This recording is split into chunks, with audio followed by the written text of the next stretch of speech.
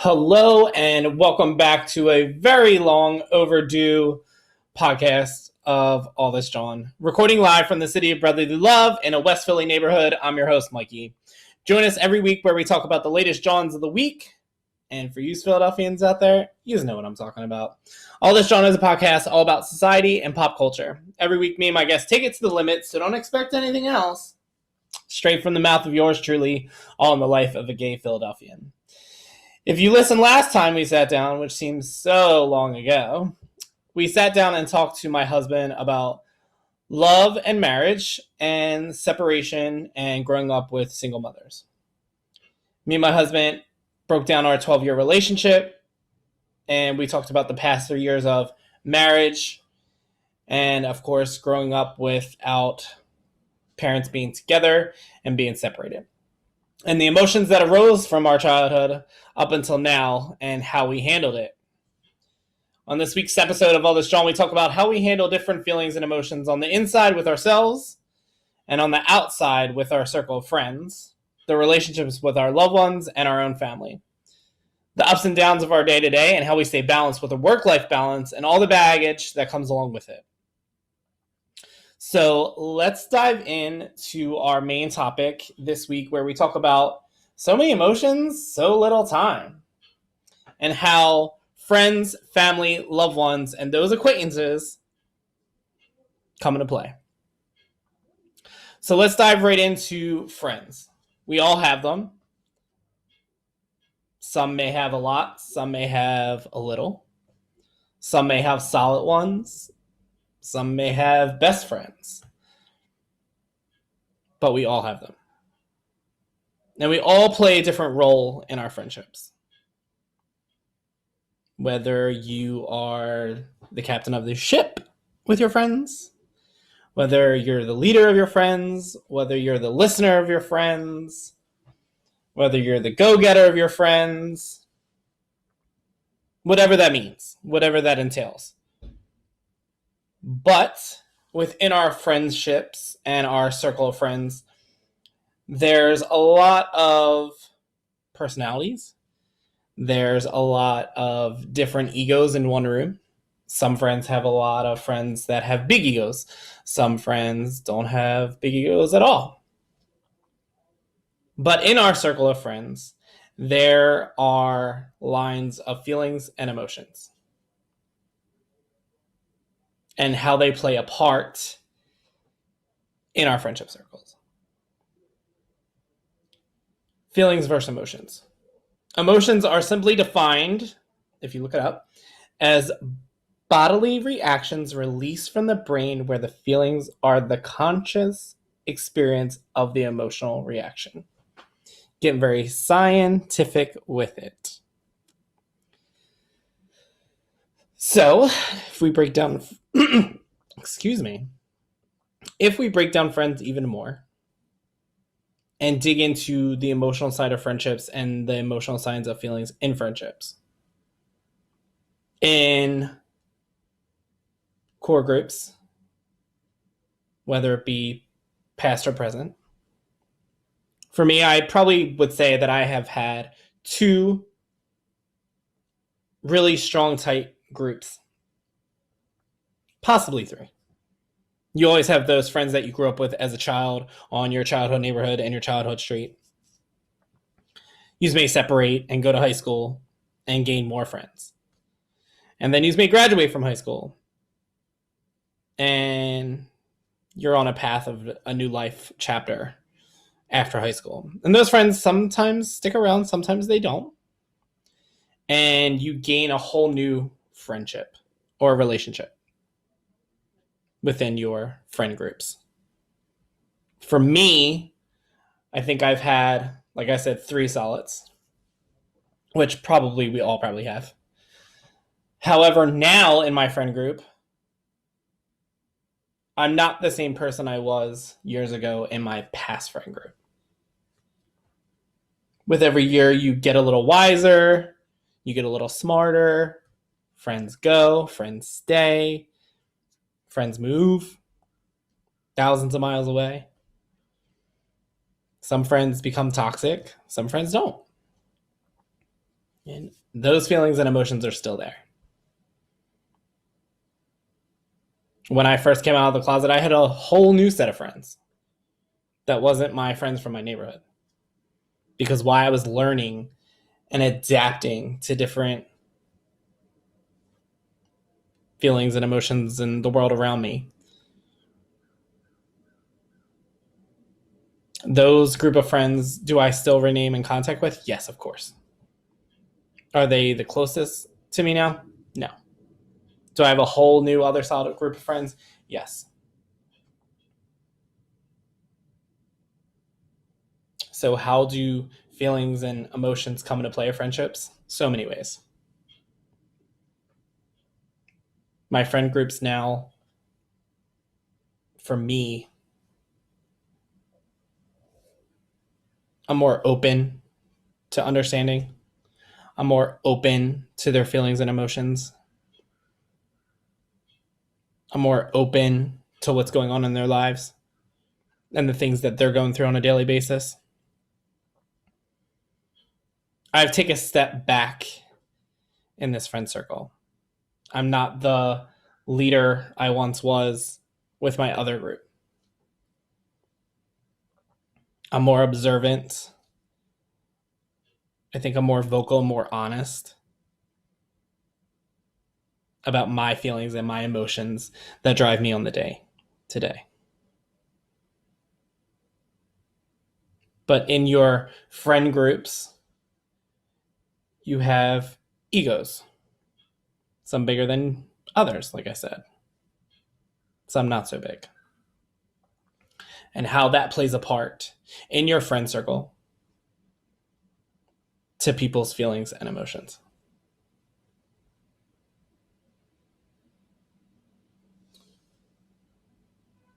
We all have friends with different qualities and aspirations of life. And how can we be a friend to them when it comes down to their feelings and emotions? Every day we are tested by our friends. And how we handle that with our friends is how their feelings and emotions are affected, along with our own.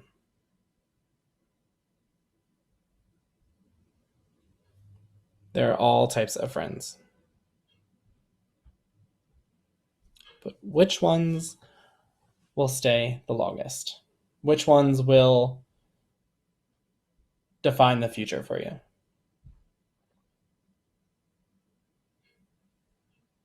Certain friends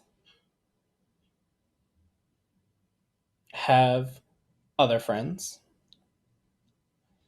and you have other friends. For me, I've always been that friend where I'm like, I have a solid group of friends. Then I have the besties. Then I have those long-time achievement award-winning friends that are never going to go anywhere. And when you bring friends into certain groups or try to mold certain groups together, sometimes it doesn't always work out, does it? And those people, my friends, are what I like to call acquaintances. It's not a bad thing to have acquaintances. They're just the people that I'm not going to physically call on the phone and be like, hey, guess what happened today? I had a really shitty day. I need a shoulder to cry on. Or maybe that's just how I feel about acquaintances. Acquaintances can be people who you don't really consider, hey, I'm going to hang out with this person. Or, like I said, hey, I'm going to call this person today. I consider acquaintances friends of friends or people I don't really see on the daily, but, if I'm out, I'm like, oh, hey, there's that person. I know that person. We don't really hang out that much, but hey, they're acquaintances. In my friends group, I feel like certain friends of mine like to throw the acquaintances in your face. Like, hey, what about this person? Or what about that person? At the end of the day, that's not my friend. That's your friend. Or I don't really consider that person someone I talk to on the regular. That's an acquaintance. But those are the things that come into play in your circle of friends when it comes down to certain emotions and feelings. They play a piece of the puzzle.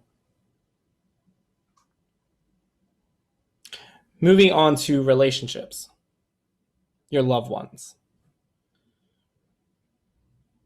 How do relationships work around feelings and emotions? I've been in a relationship for 12 years. Out of that 12, I've been married for 4, going on 5 in March of this upcoming year.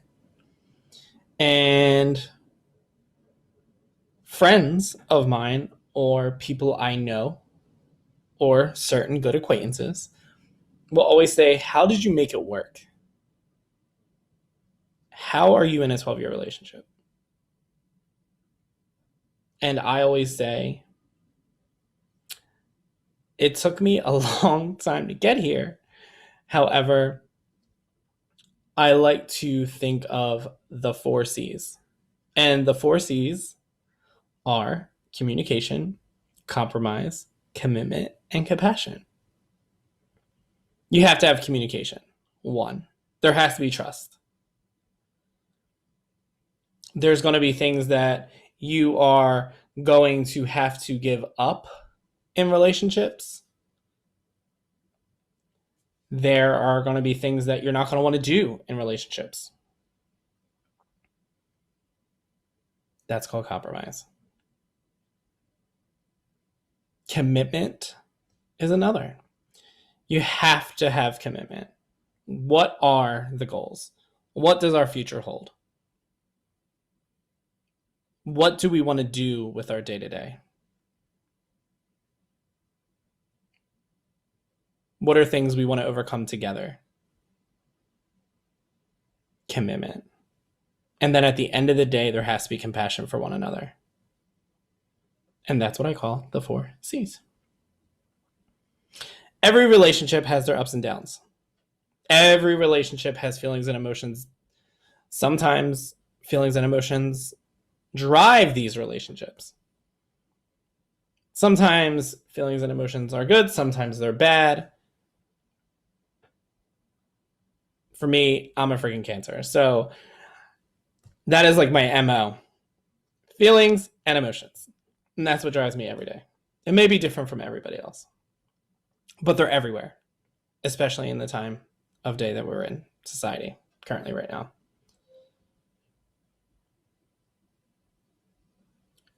For me and my 12-year relationship, me and my husband don't always see eye to eye. But we take a step back, we communicate, we support each other's decisions, even when we don't want to at times.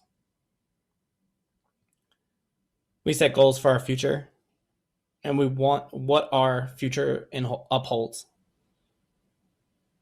and where we want to be in the next 5, 10, 15 years. Do we want a family? And all the emotions and feelings that come along with that. And speaking about family, family is another type of relationship. And we only get one of them. Sometimes we consider our friends family too, depending on how close we are. I have a friend who considers me a brother. I have a longest best friend that I consider a sister. So you only get one family. You may only get one mother. You may only get one father. Sometimes people have more than one mom and dad. For me, growing up in a Philadelphia neighborhood, I grew up with a single mother, as you all know. I didn't really have a relationship with my father. I was the oldest. I have 3 sisters. I was the only boy.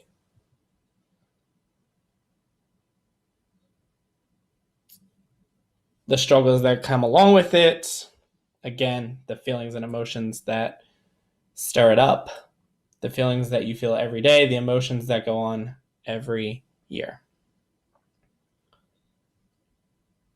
But then you always have that one person in your family where that person's your rock. That's the person you go to on the daily. For me, that was my late grandmom, my grandmother, Evie. From a kid being her first grandchild till when she passed, I was with her every single day. She was my rock. I could do nothing wrong, and she was always there to listen to me, to my feelings, to my emotions, to my life choices.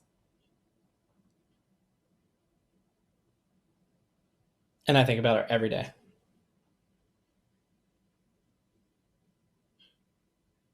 Feelings and emotions are there in every single relationship, whether it's your friends, your family, your loved ones, or those so-called acquaintances.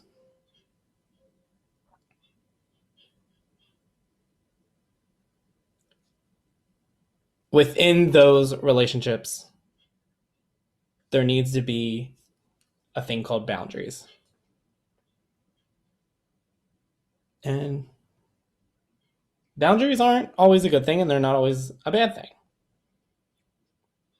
As I get older and as I get a little wiser, being in a 12-year relationship, you adapt to all these different situations that are drawn from emotions and feelings. Well, I feel this and I feel that, and I don't like this and I don't like that, or I really think this is great and I really think that's amazing. You should do this and you should do that, and I'm here for you. I'm not here for you. I want to do this, but I want to do that, but the thing that comes into play is boundaries. They're not always great to have, but they're there. And sometimes boundaries may seem like, selfish ways to draw the line with different relationships, whether it be in your friends, family, loved ones, or those so-called acquaintances. You should be able to go to your friends, your family, your loved ones, or those certain acquaintances and say, hey, I'm going to draw the line. I think this is where I need to be in our friendship. I think this is where you need to be in your friendship with me, or our relationship as partners, or, hey, mom and dad, I'm going to draw the line. This is my boundary for myself. I think it'd be beneficial for us to draw the line here, because we're not always going to agree. And we're always not going to see eye to eye. Currently, right now, I am in therapy, and I think it's great. And I'm learning things about myself. And I bring up my friends and my relationships and my family all the time. And one thing that my therapist always says to me is, well, where's the boundary? Where are your boundaries? Where are their boundaries? Where's your boundaries together? It's all right to say no sometimes to your friends or your family or your loved ones or those certain acquaintances. However, at the end of the day, these are the steps you take to better yourself within your friends, within your family, within your loved ones, and those special acquaintances. At the end of the day, if your friends, your family, your loved ones, or those acquaintances feel some type of way with a boundary that you have drawn for yourself, not just for you, but for them, and they feel some type of way about it, then maybe you don't need to be friends with them at all. Or talk to that family member, or be in a relationship with someone who doesn't respect your feelings or your emotions. These are the things we have to think of when it comes to our friends or our one self. For me, I am very stressed out at times, so I need to reel myself back in. Or be like, you know what, Michael, you're having a bad day. Tonight you're going to go home and you're going to do this. Or tomorrow you're off and you're going to do that. Things that I like to call my personal outlet. Everyone has them. And sometimes we need them. For me, my husband knows that I need at least one day to myself. Not just because I don't want to be around you or be in the same room with you. I just need a break from people and life. And you. It's not selfish. It's not rude. It's to better yourself. To set yourself on a higher pedestal, on a higher level of life. Because feelings and emotions and all these pieces that come in your life day to day and all these obstacles that you come in contact with, they're going to bring you down a little bit. Sometimes it's the good things that these obstacles bring that better yourself. And that's okay. My personal outlet every day or on occasion is definitely a nice bottle of wine, my PlayStation 4, a hot bath with lots of bubbles, my favorite restaurant or drink, or, obviously I'm a summer baby. If I can go to a beach any given day and have the chance to be by myself on a beach and take in the life around me, I would do it. That is my personal outlets. That's where I feel most at ease, most comfortable with myself, most where my feelings and emotions are calm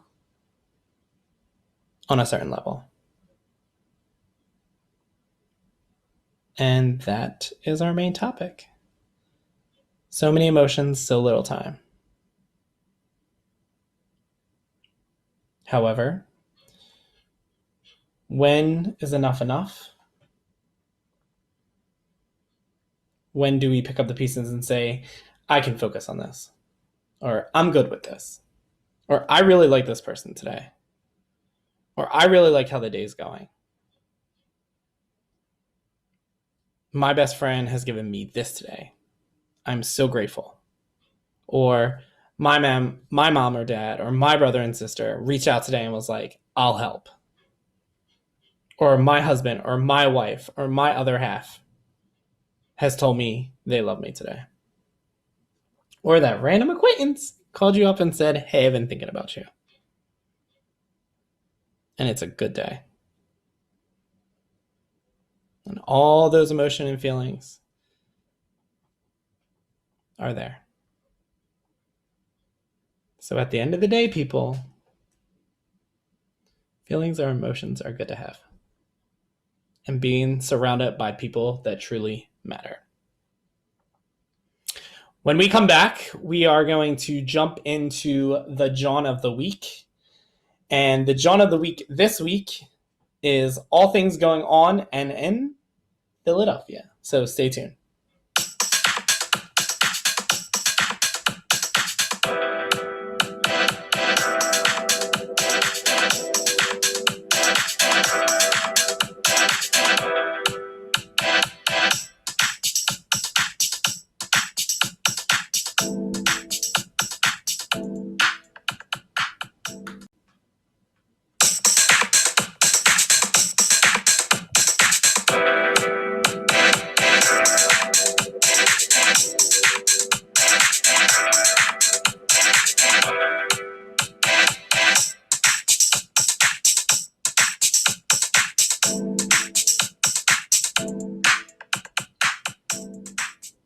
Hello and welcome back to All This JAWN.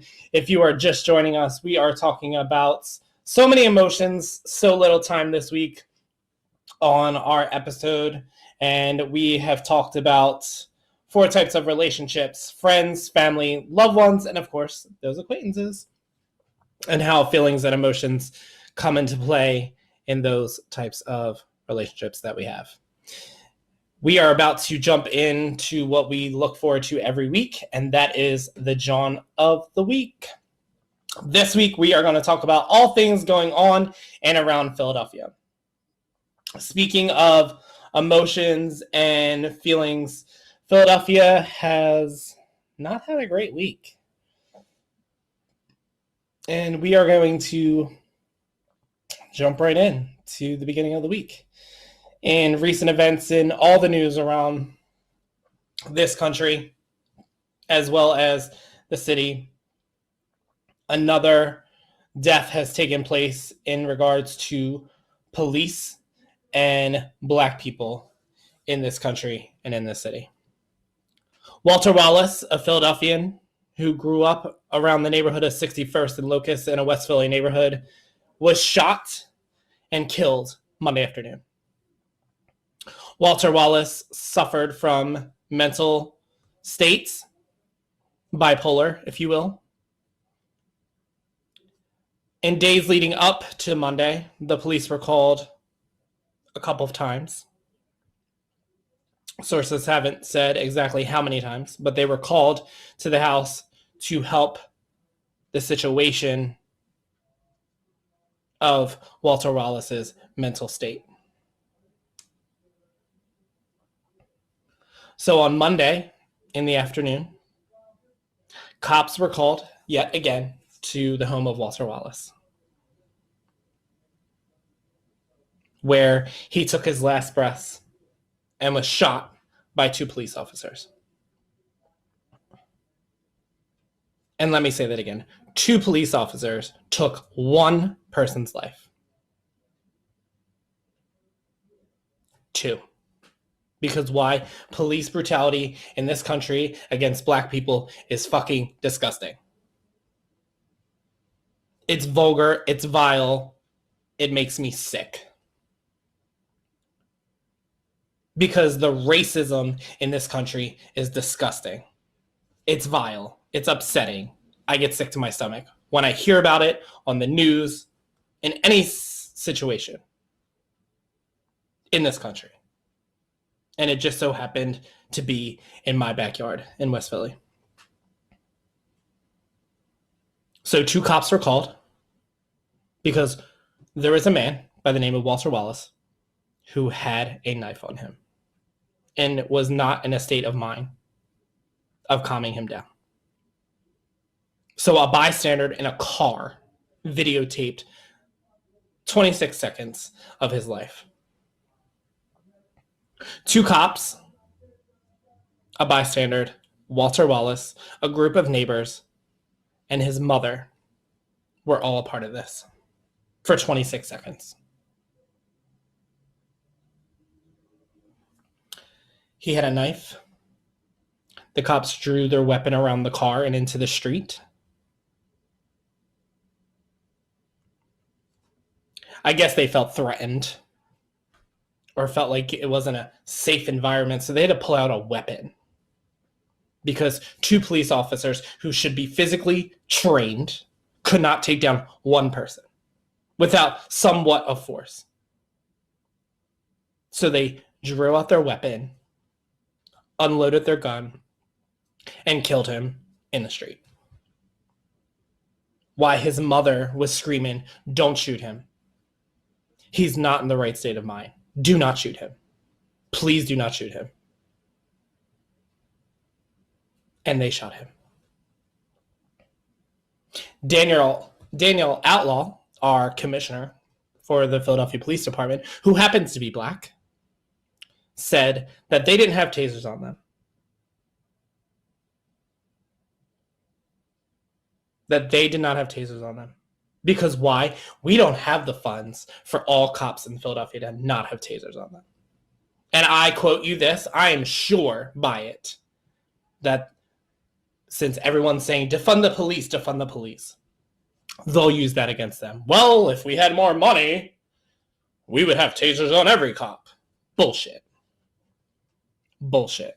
You are physically trained to take down someone. That's bullshit. So just pull out a weapon and shoot anyone who walks by when you feel threatened. Do you imagine if everyone in this world felt threatened and had a gun? How many deaths does it have to take for a black person in this country?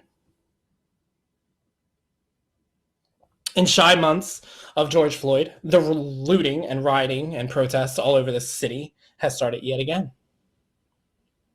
City officials feel the need to call in the National Guard yet again. Shy months of George Floyd.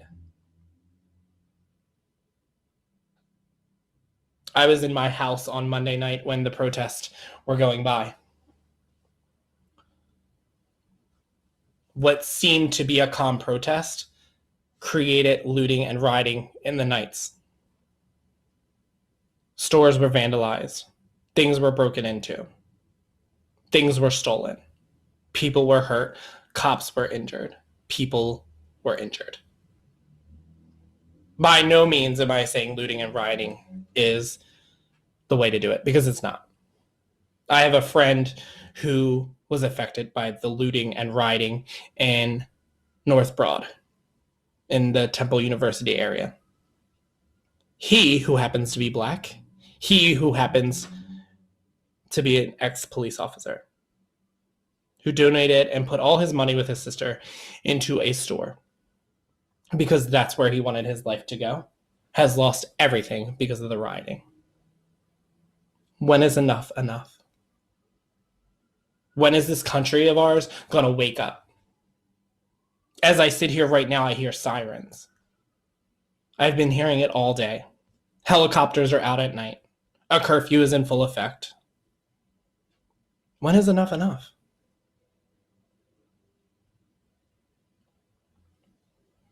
My husband, who is black, how do you think that makes me feel as a person who is white? He goes out every day, and I think about him every day. You want to know why? Because he's black. Wouldn't hurt a soul. But God forbid, what would happen? What would happen to any of our friends or family who happens to be black?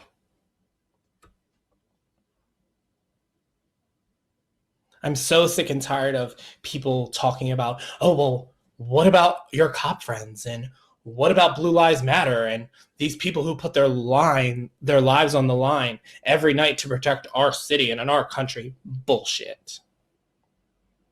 My husband or my friends don't wake up and put on a fucking uniform every day. That was a choice. They go to bed black, they wake up black. Racism and police brutality in this country is fucking disgusting. And you'll sit there and say, well, not every cop.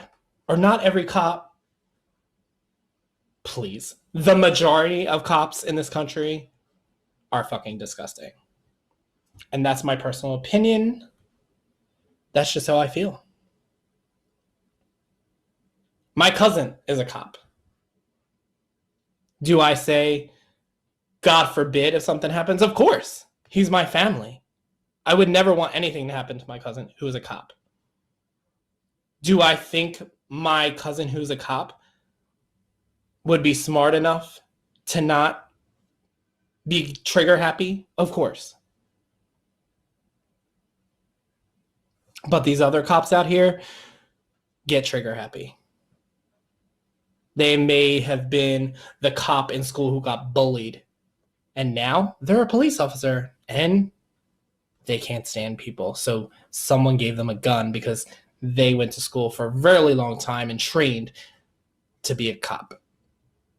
And now they're in the line of fire when it comes to people who are black.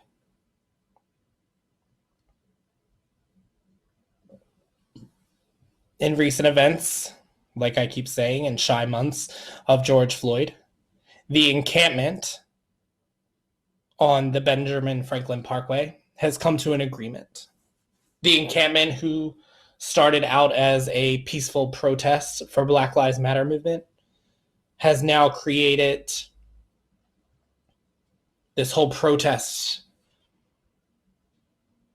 in regards to certain beliefs and expressing their feelings and emotions that are driving homelessness in the city because of the effect of COVID and police brutality and racism and cops. The Von Collin Field at 22nd and the Parkway will never be the same. After months of June 10th, now going into November, they finally found an agreement to help these people, whether it be for the good or the bad. I have 50-50 views on the whole encampment. Do I feel like there's some people out there that truly need it? Yes. Do I feel like there's people in that encampment that are totally just doing it to cause tension and riots? Of course. Do I agree with that? No, not all of it. I'm just glad that it has been resolved. People have decided to leave on their own. People have decided to stay until they get answers that they deserve or want or need. The city officials have partnered with Philadelphia Housing Authority and a trust, and they are building these tiny houses in different neighborhoods as we speak. Some have already been placed in these homes. Again, when is enough enough? When is racism going to stop? The person leading this country right now, Trump,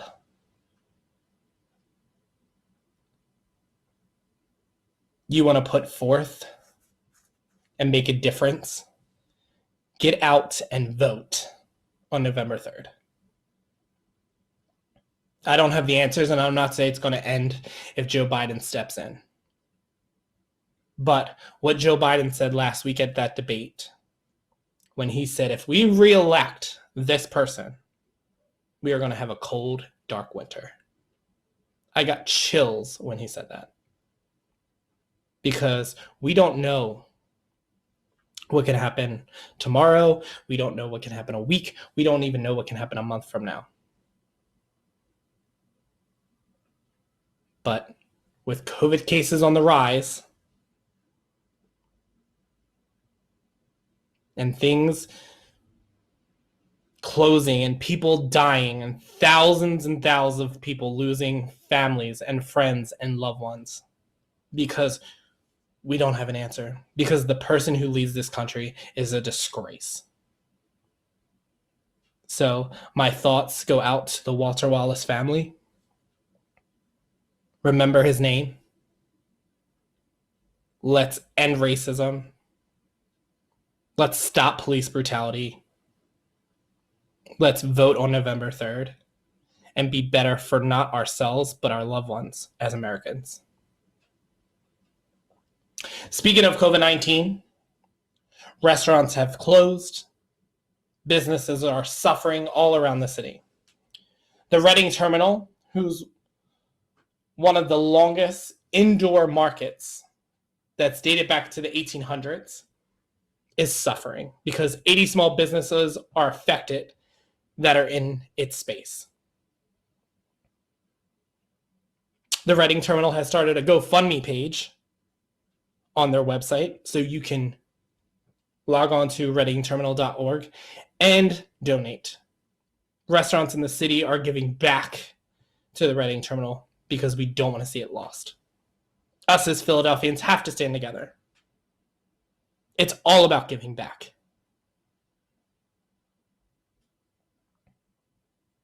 In recent events, we can't even go to the movie theaters. We're only allowed a certain percentage of being inside at dining restaurants. We can only have a small percentage of gatherings. The new normal and COVID-19 cases are rising again. It is our job and our duty to protect each other. Wear a fucking mask, people. Wash your hands. If you feel symptoms, stay at home. Quarantine. Do the right thing. Drive-in movie theaters are a thing now. Between the Mann Music Center, the Navy Yard, Wells Fargo, all have different events throughout this past month into the next month.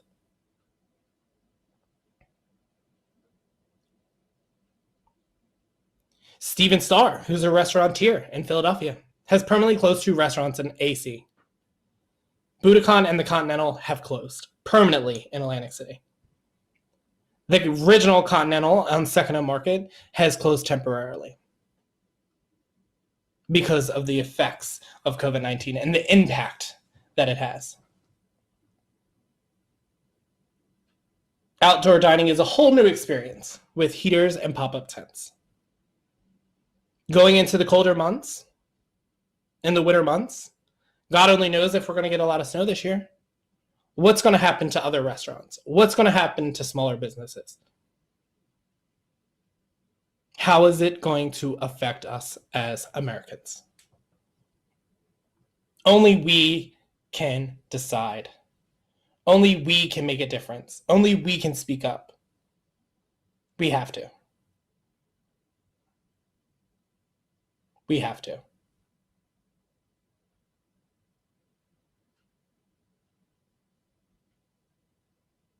Think about it, people. This is our lives. These are our children's lives. When is enough enough? If you haven't today, call your loved ones. Call your friends. Call your family. Call your other halves. And those acquaintances.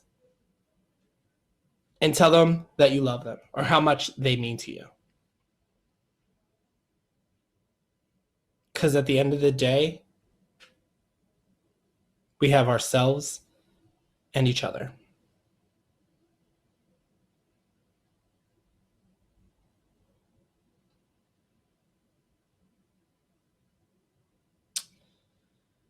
In more important news, the weekend is upon us. Halloween is 2 days away. How will that affect everything? Children can't go out this year because we're scared of COVID-19 and how Halloween will be affected. What will you be doing this month as we close out October?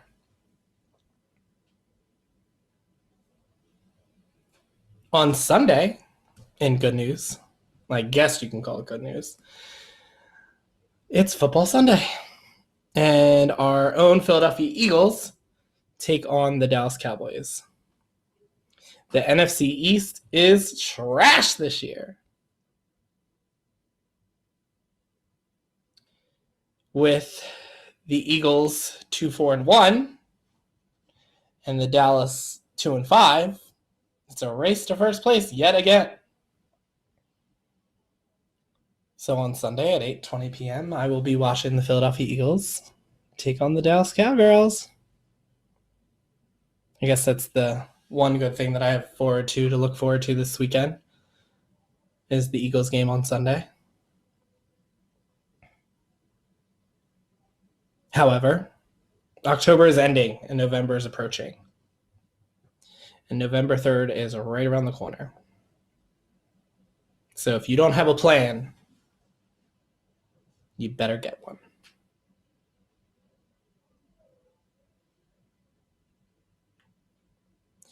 And that, my friends, is the JAWN of the week. We'll be right back.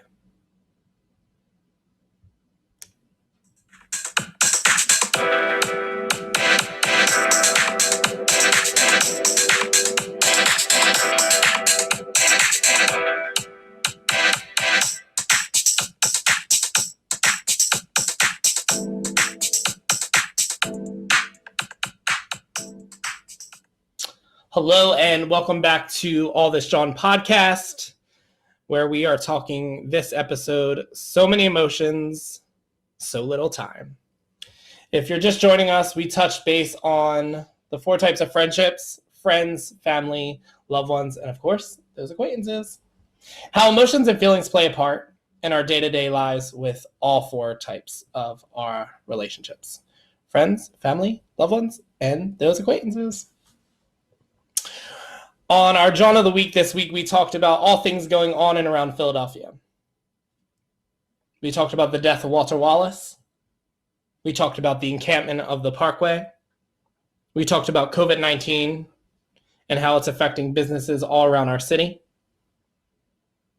Restaurants closing down, drive-in movie theaters being the thing, and of course, those Philadelphia Eagles and the NFC East and the race for first place. In closing, on the upcoming weeks of All This JAWN, we will be talking about social media platforms and how we use them. We will also be adapting a new segment called This JAWN or That JAWN, where we break down Philly neighborhoods, Philly stables, and so much more. All This JAWN also has plans on an upcoming photo shoot, as well as a website launch in the upcoming months in 2021. So stay tuned for that. Hopefully 2021 is going to be more of an amazing year than 2020 was. However, one thing I could say about the end of this year is I am so glad it's over. But what will be predicted of the upcoming months going into the new year? So in closing, if you like what you heard today and you want to subscribe to and or follow, get yourself a Spotify girl, and or look us up on Apple Podcast at All This JAWN. Or if you want to have a guest spot on our show, you can hit us up on one of our social media platforms, on Twitter at ALLTHISJAWN, or you can follow me on my personal Instagram page at get_your_life, and life is spelled LYFE. Or if you want to slide into my DMs and want your question answered on any one of our episodes of All This JAWN, email us at allthisjawn@gmail.com. Until next time, thanks for listening. Stay safe out there. Have a good night, Philly.